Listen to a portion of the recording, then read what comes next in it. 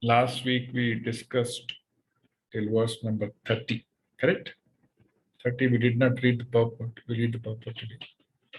Till 30 we discussed. Anyone would like to just summarize what was the essence of discussion last week? Arjuna presented a reason why he should not fight the battlefield.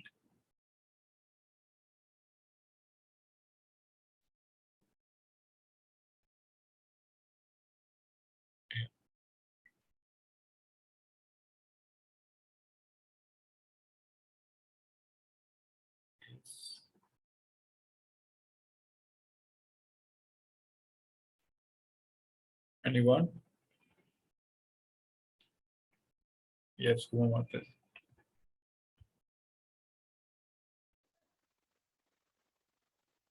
हरे कृष्णा। मैंने recording पढ़ी थी क्योंकि मैं उस समय admitted थी। तो श्री कृष्ण को कंपैशन था अपने स्वजनों से। Arjun ko. इसके Arjuna felt compassion. हाँ, अर्जुन को कंपैशन था अपने स्वजनों से। तो उन्होंने देखा भीष्म पितामह है जिन्होंने उन्हें गोद में बिठा के खिलाया है, द्रोणाचार्य हैं जिन्होंने सिखाया है उनको धनुष बाण पकड़ना। उनको देखकर उनका शरीर कांपने लगा और उन्होंने मना किया। और उसमें बताया आपने कि 5 ऐसे कारण थे जिन्होंने लड़ने से उनको रोक रहे थे, जिसमें से 4 पहले अध्याय में है और एक 5वां दूसरे उसमें आप बताएंगे। Very nice. इतना मुझे याद रहा। Thank you very much. Uma Mataji was not well last week. She was admitted in the hospital. She came back yesterday only. She is recovering. That's why you can see she is lying down and listening. That is the reason. So we pray for Mataji's recovery. I'm sure she'll recover very soon. We can chant the holy name once for her recovery. Everybody together. Hare Krishna, Hare Krishna, Krishna, Krishna, Hare Hare Hare, Hare Ram, Hare Ram, Ram Ram. Hare.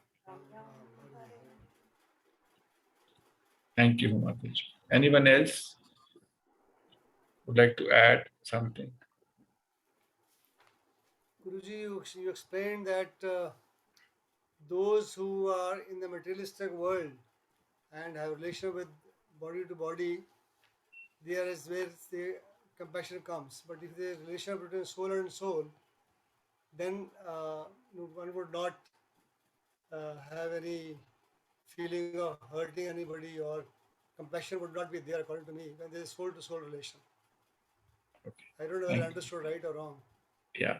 So Prabhuji is trying to say that when we look at bodily relationships, the compassion which manifests out of such bodily relationship is limited to only few members who are related with us through, whom we call blood related, either close family or relatives.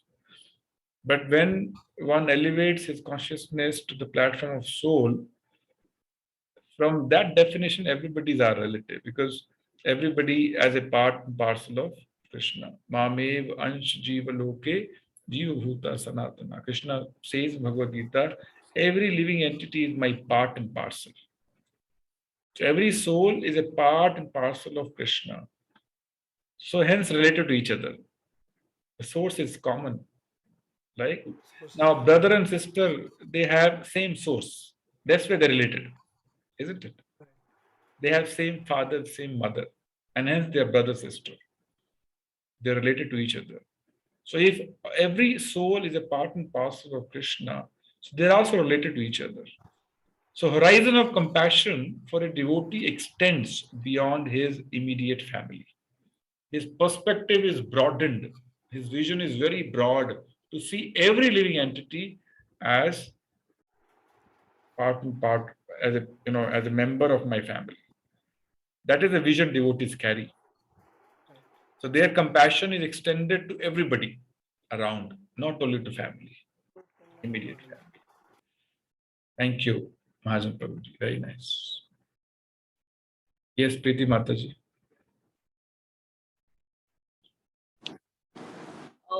We learned the difference between a devotee and non-devotee. Devotees are naturally, devotees develop good qualities naturally. They have compassion, truthfulness, tolerance, forgiveness, no greed, kindness. And non-devotees, they only follow their mind. They don't develop these qualities. Very good. And then uh, we learned about mind. We don't follow mind. If we follow our mind, it acts as enemy. And if controlled, it's like a friend. If we know how to control our mind, it's like a friend. Enemy is within us only, and that is our mind. We should know how to control it. Yes. And, So Krishna will teach how to control mind later. But as of now, our mind is, in the form of our enemy. Why it's not controlled? So we have two choices: either to follow directions of our mind or to follow directions of Bhagavad Gita. Which is a better choice?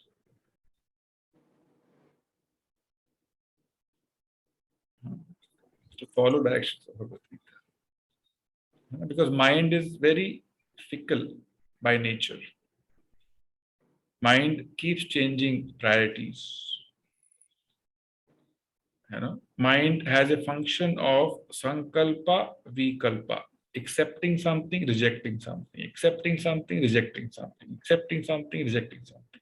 So mind is doing it throughout the day. Mind is accepting some person, rejecting some person. Mind is accepting some object, rejecting some object, accepting some event, rejecting some event. That is the nature of mind. And because of such acceptance, rejection, such impressions in the mind manifests many material desires based on what mind likes and what doesn't like. So mind is like a factory of desires, constantly producing desires in uncontrolled manner. So Krishna will teach here, and in Bhagavatam also Krishna teaches the only way to control mind is to dovetail the mind with Krishna. There is no other way. There is no other way. Materially, we can try anything. Mind cannot be controlled.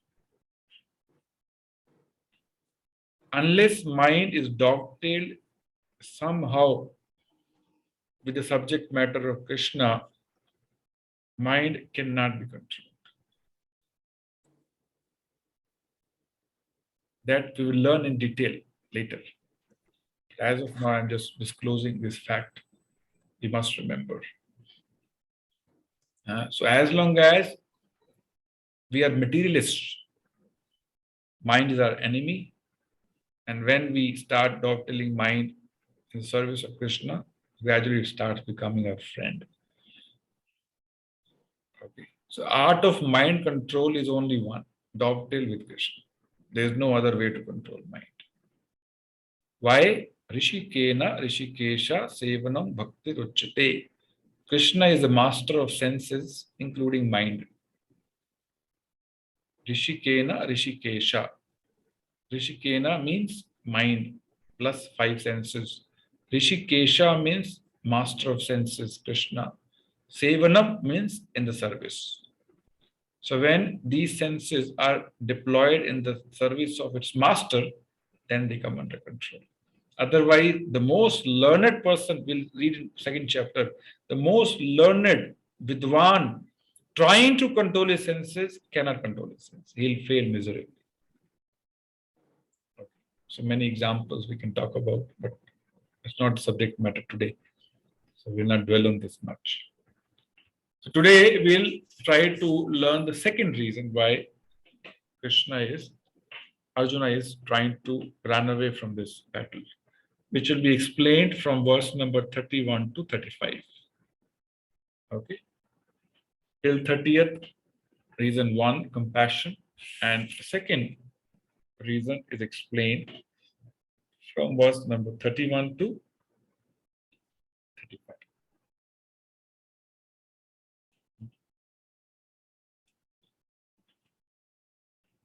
नाचाश्रयो अनुपश्यामि हत्वा स्वजनम आहवे नाकांक्षे विजयम कृष्ण न च राज्यम सुखानि च. You should also recite after me. So I'll give a pause little bit, taken, then you recite. Nacha shreyo anupashyami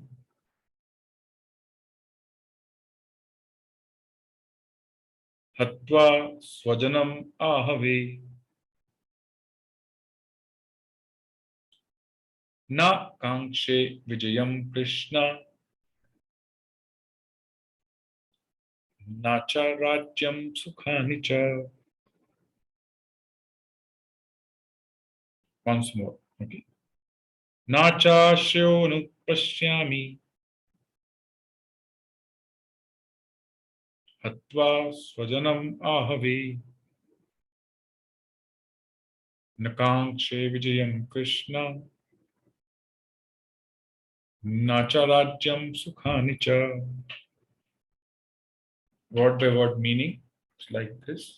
Na, nor, cha, also, shreya, good, anupashyami, do I foresee, hatva, by killing, swajanam, own kinsmen,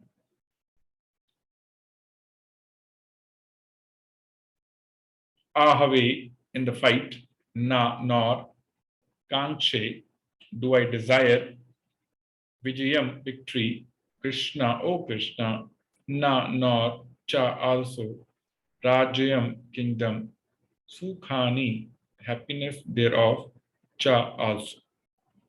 Translation purport by His Divine Grace is Bhaktivedanta Swami Prabhupada. I do not see how any good can come from killing my own kinsmen in this battle. Nor can I, my dear Krishna, desire any subsequent victory, kingdom, or happiness. Please repeat after me. I do not see how any good can come from killing my own kinsmen in this battle. Nor can I, my dear Krishna, desire any subsequent victory, kingdom, or happiness. Purport. Aishwarya Mata Padi. Without knowing that one's self-interest is in Vishnu, or You are muted again.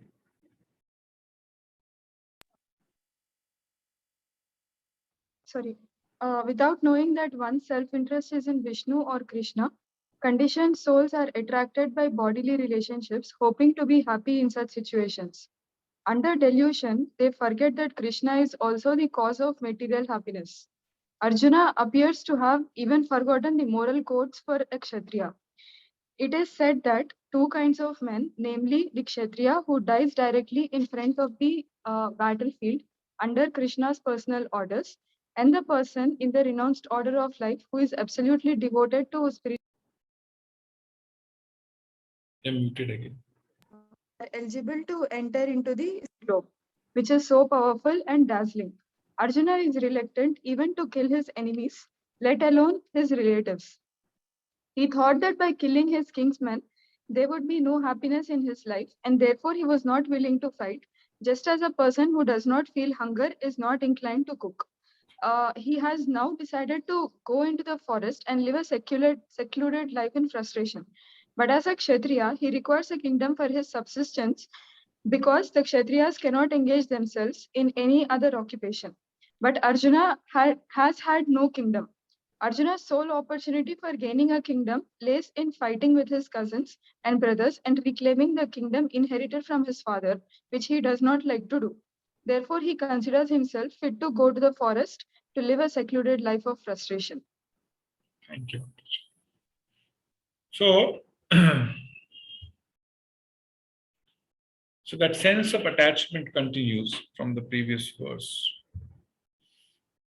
In the previous verse, Prabhupada mentions a very important thing. Excessive attachment for material things puts a man in such a bewildering condition of existence. Bhayam dutiya abhivineshataha sayat. Such fearfulness and loss of mental equilibrium takes place in persons who are too affected by material conditions. So, small exercise for you. Take a pen and paper and write down everything you see around you in terms of objects, situation, or even person, relationships. Just make a quick list.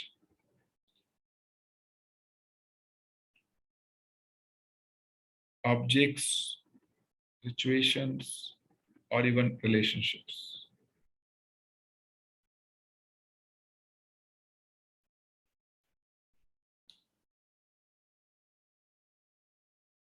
Everyone, please.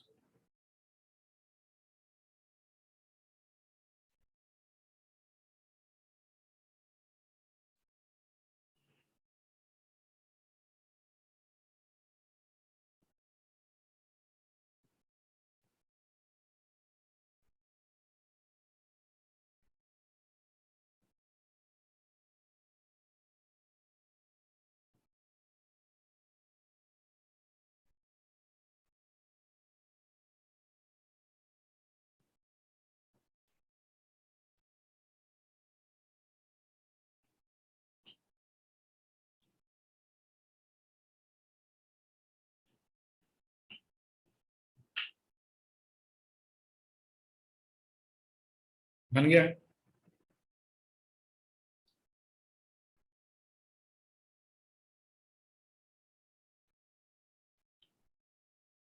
How many items you have in the list?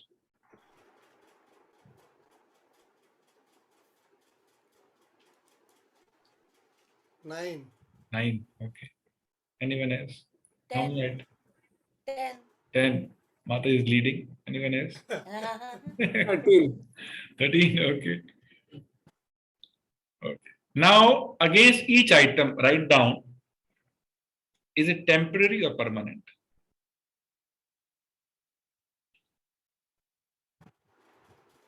All are All are temporary. temporary. All temporary. All are temporary. All are temporary. All are temporary. Can I take an important call? Just one second. Please, please, please.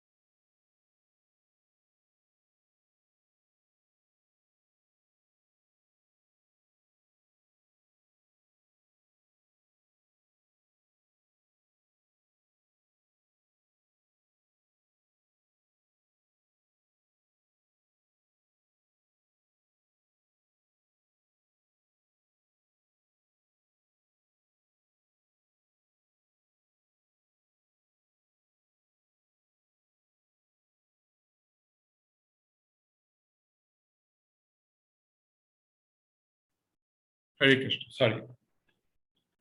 So, everything is temporary. That's the reality of this world. So, if one is excessively attached to something which is temporary, uncertain, manifestation of fear is natural. More one is attached, more fearful he is. More one is detached, more fearless he is. As simple as that. So Srimad Bhagavatam says, Bhayam Dvitiya Abhivineshitaha means, Dvitiya means anything other than Krishna, which is eternal, Shashwat. If one is attached, Bhayam, he will be fearful. So one's object of attachment, if it is eternal, permanent Krishna, then that brings fearlessness. If object of attachment is anything other than Krishna, which is temporary, that brings fear in our material life. So uncertainty aspect brings fear because we don't know when it will go. Suppose you have excessive attachment to any relationship. You're always fearful of losing him or losing her. Yes or no? So more attachment means more fear.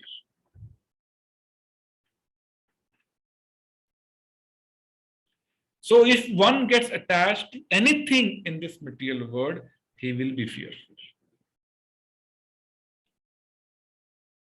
So one has to understand the nature of this material world, everything in this material world, nature of all the relationships, and dovetail his attachment to something which makes him fearless. Attachment to something which is he's not going to lose ever, or she's not going to lose ever, which is eternal, which is shashwat, permanent, and that is Krishna. Relationship with Krishna is eternal.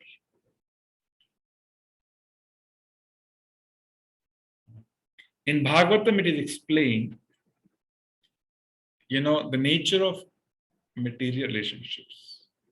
That's a reality if you contemplate. Sometimes we may not like such discussions, but reality is reality. We have to accept today or tomorrow. So you're seen in ocean, sometimes along with the waves, many small wooden sticks come together. With a wave, they come together. With another wave, they get separated. Another wave, they combine with some other sticks somewhere else. Isn't it? So that is the nature of material relationships. With the wave, 4 or 5 sticks come together, 4 or 5 souls come together based on their karmas. They, participate in the karmic reaction of each other. And after some time, they get separated and they go and combine with some other sticks, some other souls to participate in mutual karmic reactions. And then after some time, another wave comes, they get separated and they go and combine with some other combination in which they interacted in, their karmas and then participate in karmic reactions. They give some reactions and we give some reactions to those souls. That is the nature. Yeah. So, there's a small story in Bhagavatam about Chitraketu Maharaj. He was a king and he had many, wives, but he could not produce even a single child through many wives. Finally, due to the blessing of a sage, Angira Muni, his, eldest queen delivered a child, a son. So because the son was delivered from this lady, he got attached to this lady, and other women started feeling anxious, jealous, and they got together, and due to jealousy, they poisoned the child, and child died. Now, Chitraketu Maharaj and wife had received this child after a lot of efforts, after many years. They were very attached. So everybody started lamenting with the loss of this son. And this body is lying down. And mother is trying to wake him up. Please get up, please get up, please get up. My son, please get up. And he's not getting up because soul is gone, soul has departed. It's only dead matter lying in front of, parents. And then they called the same Angira Muni and requested him, we want our son back. Please do something. So Angira Muni, they are very powerful sages. So he called back the same soul into the body. Okay. Soul came, entered the body, and got up. The child got up. And mother embraced, father embraced, oh my son, oh my son, oh my son. And the son is saying, I'm sorry, who are you? What is he saying? Who are you? Parents. Parents of which lifetime? I have lived billions of lifetimes. I have had millions of parents. You are from which lifetime?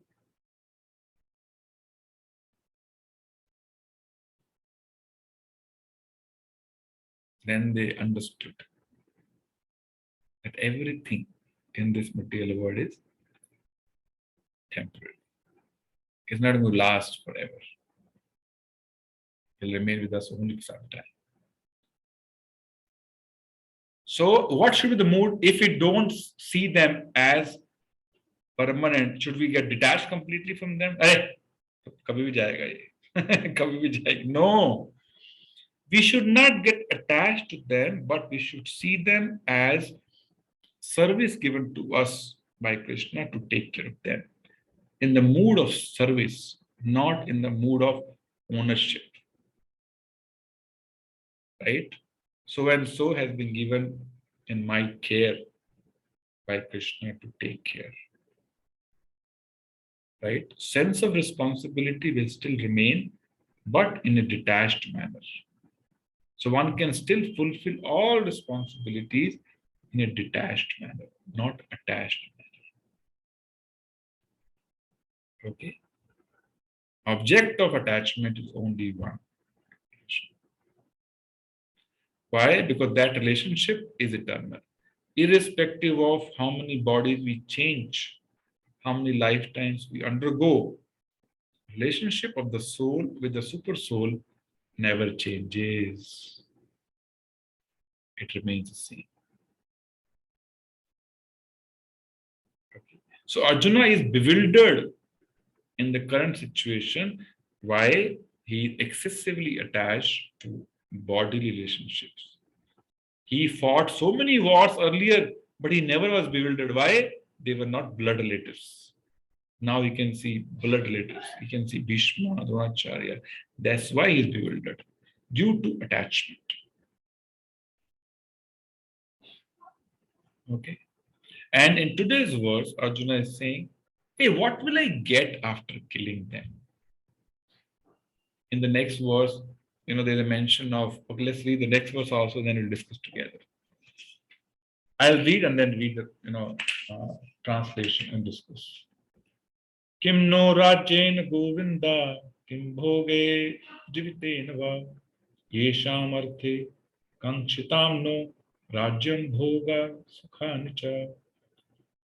Te ta ime avastita yuddhe pranam styaktva dhanani cha acharya pitraha putras tathaiva cha pitamaha mutalaha swashura putra syala sambandhanasthatha etannahantam ichhami dhanto api madhusudana api trailokaya rajasva heto kim nu mahikate nihatya dhashtrashtrana ka priti sayajjanardana.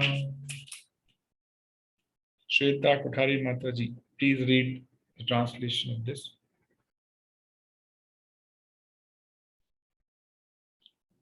Unmute. O Govinda, of what avail to us are a kingdom, happiness, or even life itself, when all those for whom we may desire them are now arrayed on this battlefield? O Madhusudana, when teachers, fathers, sons, grandfathers, maternal uncles, father-in-law, grandsons, brother-in-law, and other relatives are ready to give up their lives and properties and are standing before me, why should I wish to kill them, even though they might otherwise kill me? O maintainer of all living entities, I am not prepared to fight with them, even in exchange for the three worlds, let alone this earth. What pleasure will we derive from killing the sons of the Dhritarashtra? You can read the purport also. Arjuna has addressed Lord Krishna as Govinda because Krishna is the object of all pleasures for cows and the senses. By using this significant word, Arjuna indicates that Krishna should understand what will satisfy Arjuna's senses. But Govinda is not meant for satisfying our senses. If we try to satisfy the senses of Govinda, however, then automatically our own senses are satisfied. Materially, everyone wants to satisfy his senses, and he wants God to be the order supplier for such satisfaction. The Lord will satisfy the senses of the living entities as much as they deserve, but not to the extent that they may covet. But when one takes the opposite way, namely, when one tries to satisfy the senses of Govinda without desiring to satisfy one's own senses, then by the grace of Govinda, all desires of the living entity are satisfied. Arjuna's deep affection for community and family members is exhibited here partly due to his natural compassion for them. He is therefore not prepared to fight. Everyone wants to show his opulence to friends and relatives, but Arjuna fears that all his relatives and friends will be killed on the battlefield, and he will be unable to share his opulence after victory. This is a typical calculation of material life. The transcendental life, however, is different. Since a devotee wants to satisfy the desires of the Lord, he can, Lord willing, accept all kinds of opulence for the service of Lord. And if the Lord is not willing, he should not accept a farthing. Arjuna did not want to kill his relatives, and if there were any need to kill them, he desired that Krishna kill them personally. At this point, he did not know that Krishna had already killed them before their coming into the battlefield, and that he was only to become an instrument for Krishna. This fact is disclosed in following chapters. As a natural devotee of the Lord, Arjuna did not like to retaliate against his miscreant cousins and brothers, but it was the Lord's plan that they should all be killed. The devotee of the Lord does not retaliate against the wrongdoer, but the Lord does not tolerate any mischief done to the devotee by the miscreants.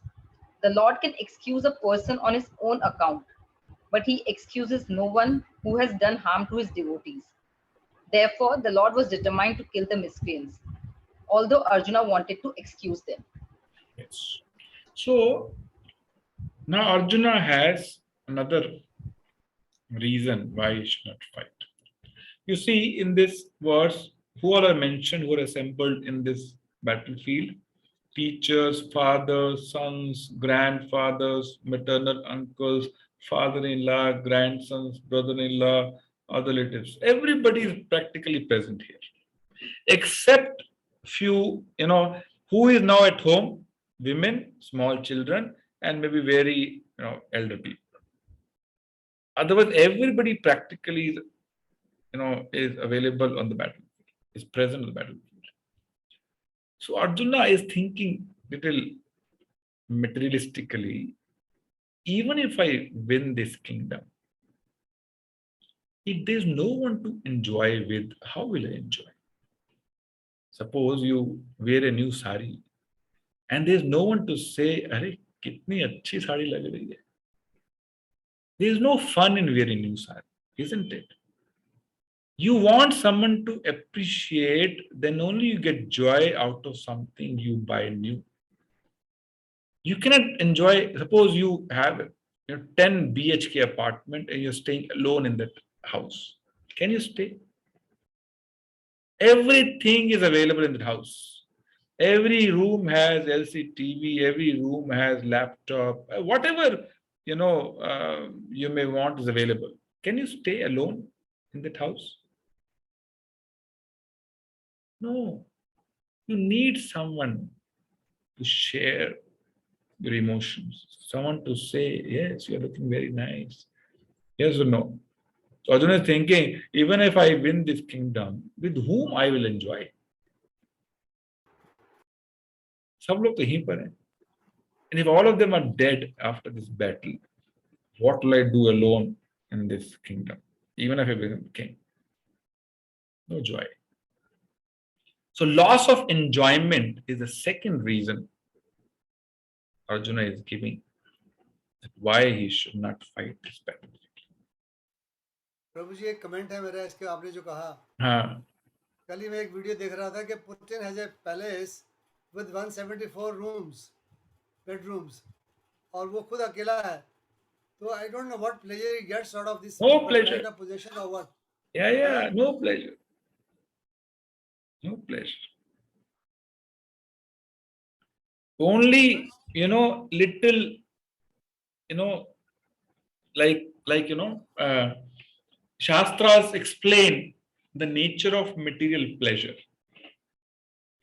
Suppose you have itching and you itch that place sometime. You get some pleasure, yes or no? थोड़ा मजा आता है खारिज करने में.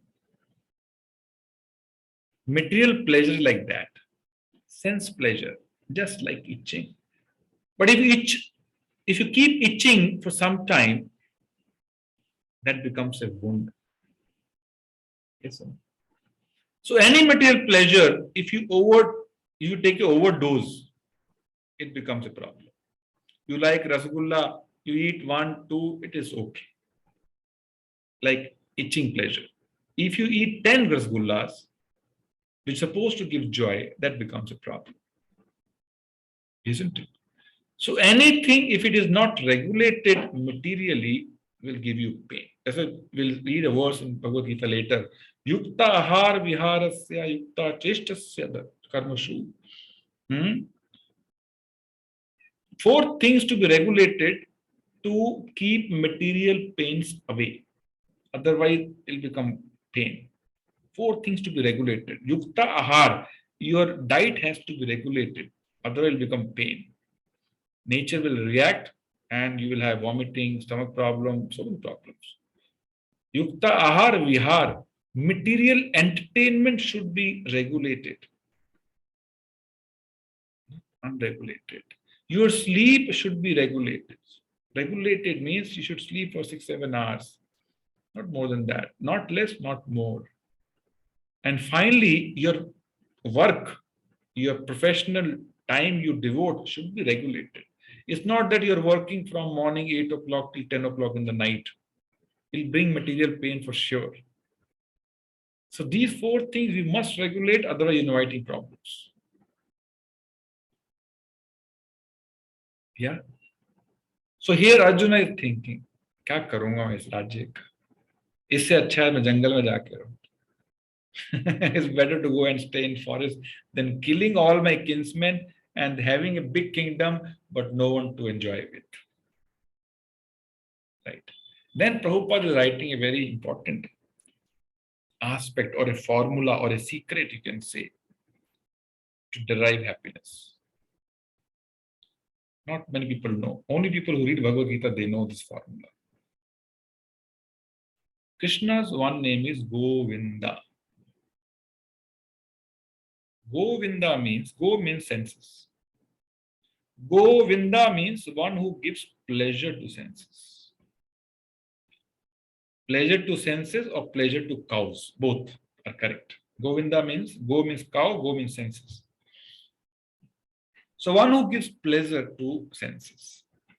So our pleasure is not in enjoying material pleasures independently. You will not get pleasure. Maybe temporary itching. Any material pleasure like itching, which will become a wound later. So the real pleasure in material work is in being enjoyed by Krishna. Make sense? So when you dovetail your senses in the service of Krishna somehow, then these senses derive joy from Krishna, Govinda. That is the secret. If you want your senses to be satisfied, to be nourished, you must execute devotional spiritual activities. That brings nourishment to senses. That brings satisfaction. Materially, there is no word called satisfaction. No one is satisfied materially. However rich he or she may be, they will not be satisfied. They'll always want more. Either gross money or subtle name, fame. They'll always want more and they'll always be dissatisfied. Only one thing can bring satisfaction and nourishment to these senses is by dovetailing them with Govinda.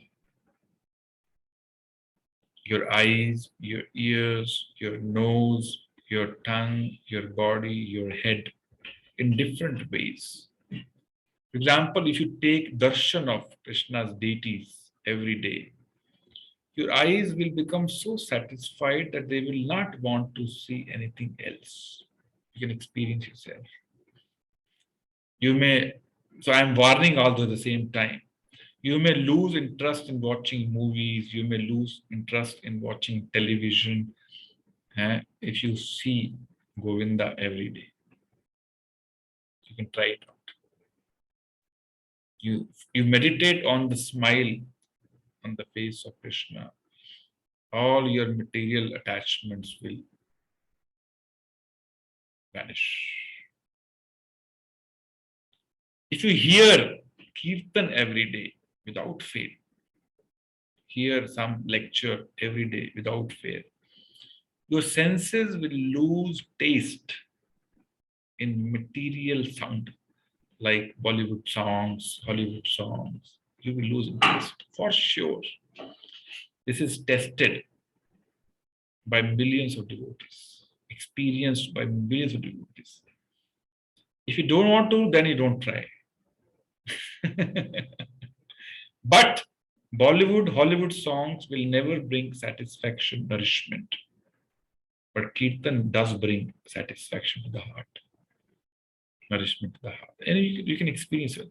मैं देखता जब हम 10 minute कीर्तन करते हैं simple without any instrument, I can see some of you are completely absorbed for 5 minutes. Isn't it?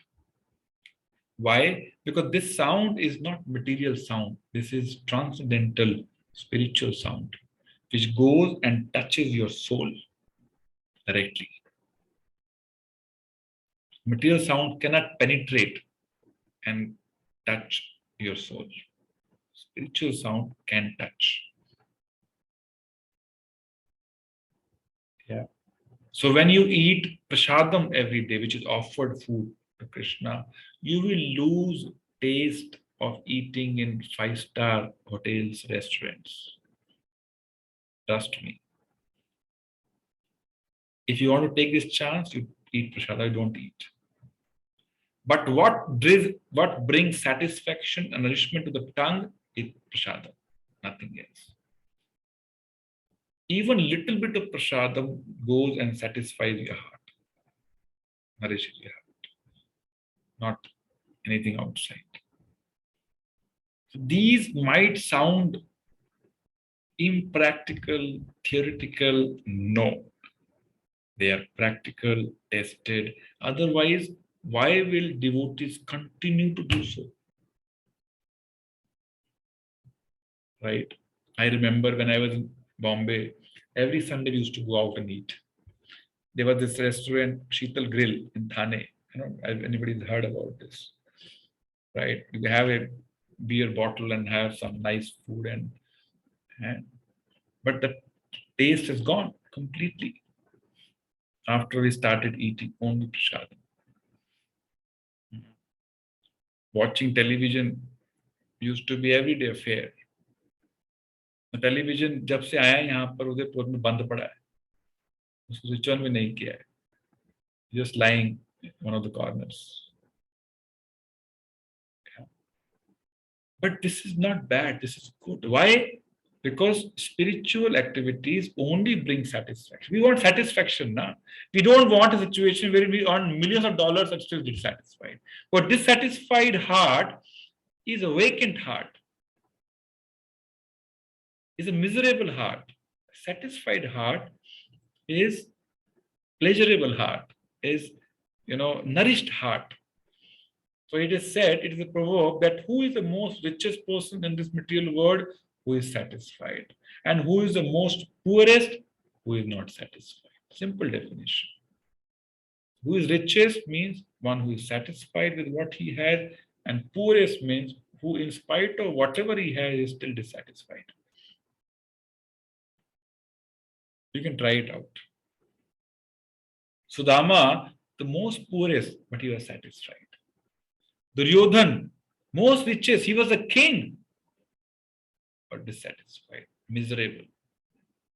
He could not even give, he was so poor, he could not even give 5 villages to Pandavas. He was so poor. In spite of being a king of such a big, kingdom, he could not give. Why? He himself was dissatisfied. He wanted more. He wanted more. He wanted more. So materially, you would always want more, which is a reflection of dissatisfaction. And spiritually, you'll be satisfied with what you have. You'll be nourished with what you have. That makes you rich. Okay. So spiritual, material world is completely contrary to. It is said in Bhagavad Gita, material world is a shadow of spiritual world. So everything in material world looks real, but it doesn't give joy. Why? It's a shadow. Shadow of an apple cannot give you joy. You may try many times eating shadow of an apple. You have to eat real apple to get joy. Yes or no? Shadow of an apple cannot satisfy your heart. Similarly, everything in material world is a shadow of something original, actual in the spiritual world. So satisfaction, nourishment, bliss are only words to be found in spiritual dictionary, not in material dictionary. I'm not exaggerating. These are personal realizations. Otherwise, why will I be sitting in Udaipur?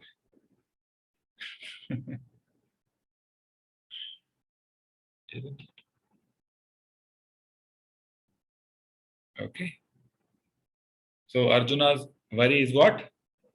How will I enjoy alone? So we stop here. Second reason. We'll start third reason in the next session. If you have any question, you can ask.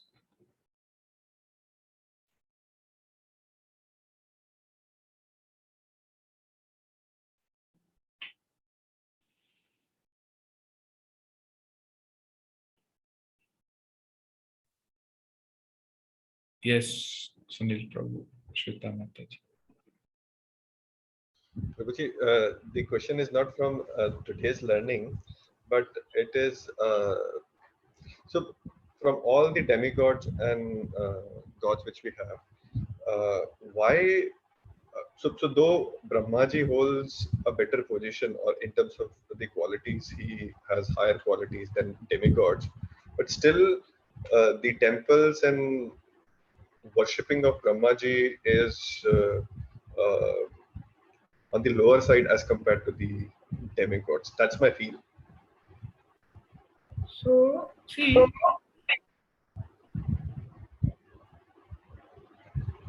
demigod worship in Bhagavad Gita is condemned, whether Brahmaji or any other demigod. Why? Because anyone who approaches demigods, they approach for some material benefit which is temporary. And hence it is not wise to approach them for something which is temporary and finally causes fear.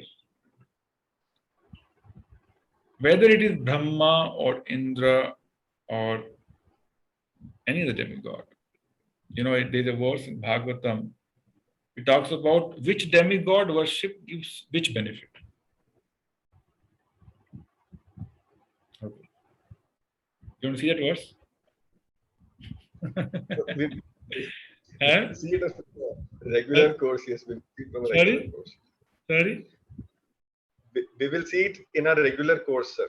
Okay. So So demigods are like shopkeepers. Like you approach a particular shop because you need something specific, particular. Right? Sometimes if you don't get it there, you switch over to some other demigod, some other shopkeeper. You tried it with Ganesha ji. Ganesha ji could not fulfill desire. Okay, he is not effective. Let me try Lord Shiva. He is Ashutosh. He's very fast. So neither, so-called worshipper is interested in the person he is worshipping, because his interest lies in what he is expecting from the person he is worshipping, not the person. So he can switch over very fast. And you've seen people who pursue demigod, they switch over very fast. And they try to go to many demigods if they're not getting something what they want. They try different shopkeepers. Nor the shopkeeper is interested in such people. People who approach Lord Shiva for material benefit, and he gives them very quickly. Why? Lord Shiva fulfills material desires very quickly. That's why people worship Lord Shiva. Why? He wants to get rid of them. Go fast. Take this and go. Let me meditate. He's always chanting. You see Lord Shiva chanting always. He's chanting the name of Lord Ram always. There's a question asked in Bhagavatam. If Krishna is Supreme Lord, Vishnu is Supreme Lord, not Shiva, why devotees of Shiva are opulent than devotees of Vishnu? Have you seen? जो शिव भक्त होते हैं हमेशा प्राय बहुत अमीर होते हैं, बहुत opulent होते हैं, ऐश्वर्यवान होते हैं. Question was, Sudama, devotee of Krishna, is so poor. Hiranyakashipu, devotee of Brahma, is so rich. Ravan, devotee of Lord Shiva, is so rich. Why? So richness materially in this material world is not a blessing. Why? It creates attachment and it keeps a person in this material world. It becomes very difficult to detach from opulent position. So Kunti Maharani said in the prayers, if one is very wealthy, if one is very beautiful, handsome, one is very materially knowledgeable, one is very powerful, one is very popular in material world, there are actually disqualifications in the devotional path. Why? They bring a lot of attachment. Yes or no? Attachment to money, attachment to body, attachment to fame, attachment to power. So Lord Shiva, what he is giving is actually not a benediction. Such people. It is contrary. They become more attached to material things and become entangled in this material. So Krishna will not give you something which is not good. Why? Suhurdam Sarvabhutanam, he is a real father. Father doesn't give something a child which is not good for him. Yes or no? Child may be asking, give me a knife. I want a knife. Father will say, hey, it is harmful for you. You will cause harm to yourself and you will cause harm to others. So I will not give you. But Brahmaji will give you because you paid the price, na? Shiva will give you. You paid the price. Brahmaji gave benediction to Hiranyakashipu. What benediction? No one can kill you. No animal, no human being, outside, inside, upar, niche. Why? Because Hiranyakashipu performed severe austerity and Brahmaji had to. And later Narasimha Bhagwan chastised Brahmaji. अरे तुम किस तरह के वरदान दे देते हो? मुझे आना पड़ता है फिर. I have to come to, nullify such benediction, because no one can nullify, no, other than Krishna himself. So it's not a matter of, it's a matter of लोग क्या चाहिए किससे मिलता है, चाहे वो ब्रह्मा जी हों या शिवा हों या गणेश जी हों, जो जहां से मिलता है वो वहां जाते हैं. But if you go to Indonesia, in Bali you will find a lot of Brahmaji's temples. They worship Trimurti, Brahma, Vishnu, Mahesh in this form. Lot of temples, Brahmaji. Thailand also a lot of Brahma temples. And also a lot of temples. I'm not sure. Does it answer your question, Prabhu? Yes, yes. Yes, Kothari, sorry, Mahajan, Prabhu. You raised your hand.